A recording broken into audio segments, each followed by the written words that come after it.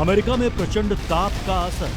पूरी रिपोर्ट से पहले कुछ तस्वीरों से समझिए। यह अमेरिका का मध्य हिस्सा जहां एक सड़क बन रही है। इस वीडियो में देखिए, वर्कर बाल्टी से सड़क पर पानी डालता है तो क्या होता है। अब उसी सड़क पर देखिए, बत्तख का एक जोड़ा इसे पार करते हुए किस तरह उड़ने लगा। उसी सड़क के एक सिंक होल के ढक्कन पर एक शख्स ने अंडा फोड़ा और कुछ देर बाद एक वीडियो में फुटपाथ से गुजरता कुत्ता दिख रहा है। इसका जलता हुआ पांव बता रहा है कि अमेरिका के मध्य पूर्वी हिस्से में तापमान कितना बढ़ चुका है और ये गर्मी का मारा दूसरा डॉग तो ठंडे पानी की फुहार फेंकने वाली गाड़ी के पीछे पीछे ही दौड़ रहा है। कहीं गर्मी से ट्रांसफार्मर ब्लास्ट हो रहा है तो अमेरिका के कमर्शियल कैपिटल न्यूयॉर्क में तेज धूप से सड़क एकदम मुलायम हो चुकी है। सोचिए, इस सड़क पर चिड़ियों के 2 बच्चों का क्या हाल होगा।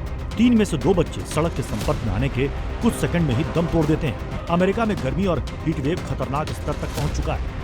ये सिर्फ झलकियां हैं। आने वाले 3 दिनों में पता नहीं क्या होगा। दुनिया के 2 ठंडे इलाके कि जैसे यूरोप और अमेरिका में भीषण हीट वेव क्यों बन रही है, उसका कारण क्या है बेसिकली। तो ये तो हम लोग सभी जानते हैं अच्छी तरह से और सबको क्लियर है कि भाई ग्लोबल वार्मिंग लगातार बढ़ रहा है। जो हीट वेव है वो अधिक तीव्र और लंबी हो रही है उसे।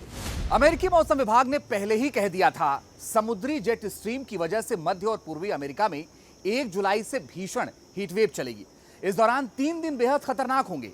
कुछ इलाकों में तापमान 50 डिग्री तक पहुंच सकता है। तो क्या 1 जुलाई को 46 डिग्री पहुंचा तापमान इसी खतरे की आहट है? आखिर अमेरिका में एक कुदरत की गर्मी वाली आफत आई कहां से? लोकल वेदर कंडीशन से या समुद्र से? अमेरिका के 18 राज्यों में अलर्ट। 6 करोड़ लोग हीट वेव से प्रभावित। ये चेतावनी जारी की गई है NWS यानी अमेरिका की नेशनल वेदर सर्विस की तरफ से। आने वाली 4 जुलाई तक 18 राज्यों में गर्मी पिछले रिकॉर्ड्स तोड़ सकती है। हालात इतने गंभीर होंगे कि 6 करोड़ से ज्यादा लोग हीट वेव की सीधी चपेट में होंगे।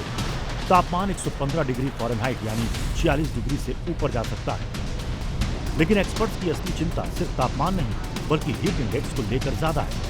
खासकर समुद्री प्रभाव वाले इलाकों में जहां ज्यादा हवा में ज्यादा नमी की वजह से लोगों को गर्मी थर्मामीटर पर दर्ज तापमान से 10 डिग्री तक ज्यादा महसूस हो सकती है।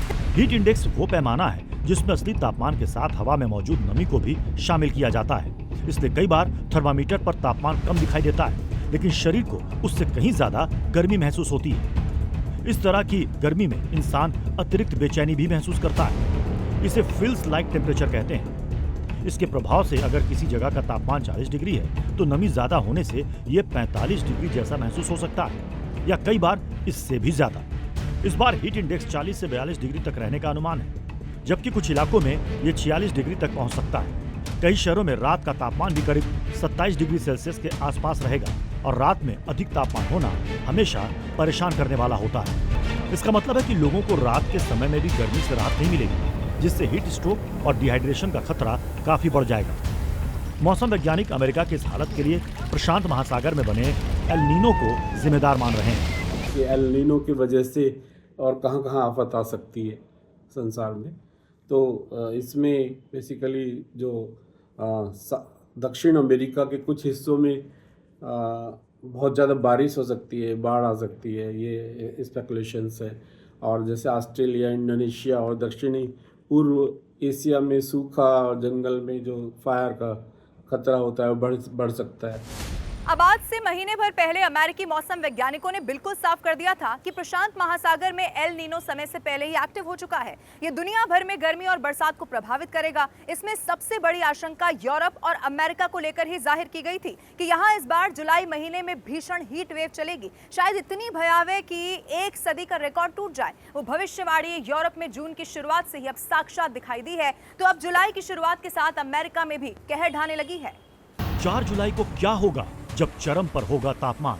जब प्रचंड गर्मी का पूर्वानुमान तय है तो फिर बचाव ही उपाय है। लिहाजा अमेरिकी स्वास्थ्य एजेंसियों ने लोगों से अपील की है कि वे धूप में निकलने से बचें, खूब पानी पिए, एयर कंडीशनर या ठंडी जगहों पर रहें। डॉक्टरों का कहना है कि लंबे समय तक तेज धूप में रहने से ही हीट क्रैम्प्स, हीट एग्जॉर्शन और जानलेवा हीट स्ट्रोक का खतरा बढ़ जाता है। ये खतरा 4 जुलाई को एक्सट्रीम पर होगा क्योंकि एल नीनो इफेक्ट से बनी जेट स्ट्रीम उस दिन बेहद गर्म होगी। समुद्री तापमान पर नजर रखने वाली अमेरिकी एजेंसी NOAA और अन्य वैज्ञानिक संगठनों के अनुसार एल नीनो पहले ही शुरू हो चुका है।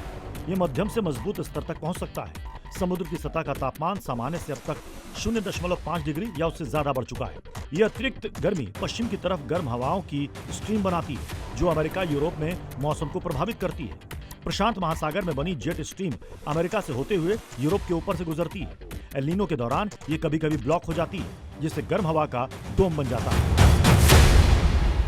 हाई प्रेशर डोम है, हीट डोम जिसे बोलेंगे, यानी गर्म हवा को एक ही क्षेत्र में फंसा देता है। ये जो हाई प्रेशर डोम होता है, जो कम नमी के कारण क्या होता है कि ड्राई जो सॉइल होती है वो कम नमी के कारण जो हमारी सन रेज जो आती हैं वो सीधे जो ऊर्जा है वो सीधे तापमान को बढ़ाने लगती है। उसकी सूरज की जो किरणें होती है। एंटार्कटिक की बात करें कि तेज़ी से जो गर्म होने से क्या होता है कि जो जेट स्ट्रीम कमज़ोर और अधिक लहरदार हो जाता है, और जिससे जो गर्म हवा जो है वो लंबे समय तक एक ही क्षेत्र में बनी रहती है। एल नीनो का असर भारतीय मानसून पर भी दिखाई दे रहा है। यही कारण है कि भारत में कई जगह मानसून देरी से पहुंच रहा है।